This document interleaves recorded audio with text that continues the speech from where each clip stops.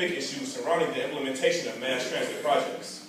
First, increased transit will not be sustainable due to a lack of riders. They claim that investing in public transportation will help urban economies. However, they cannot assume that just because we put a bus, subway, or high-speed rail in an urban community that people will ride them.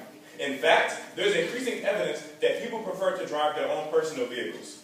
Fred Barnes of the San Francisco Examiner says, people prefer to travel by car because it's convenient, which mass transit really is. We can go from place to place directly, choosing our own routes and schedule. We can do so day and night. We can stop as frequently as we like for any reason.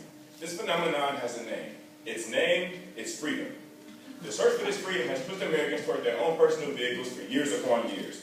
The University of California Transportation Center conducted a study showing that in terms of the market share of metropolitan travel, public transit has for decades been losing riders to private vehicles in the U.S. Nationally, only 2.1% of all metropolitan travel is by transit, compared to 85.8% by private vehicles, 9.9% by walking and bicycle, and 2.2% by other means. This is empirical evidence showing that citizens would rather walk and ride their bicycles than ride mass transit.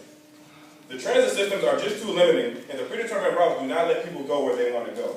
Also, not all drives will be near the stops on the transit route. Second, investments in transit projects spur a phenomenon called gentrification. Even though the affirmative claims to be helping the urban community, all they will do is amplify the plight faced by the lower class. The targeted riders are people who do not own cars, yet the only people who will live close enough to these transit systems will be people who do.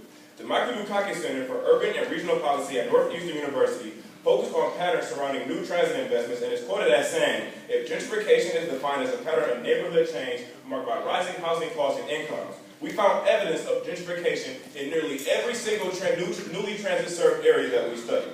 As investment in transit increases, property costs rise and the urban community gets priced out. Rent and taxes suddenly become more expensive, and since the same people that the affirmative claims they're helping can't pay their bills anymore, they lose their homes. New transit investments often begin a trend of urban renewal, or more appropriately, urban removal. This is gentrification, an ugly way to tear apart communities and destroy cultural traditions.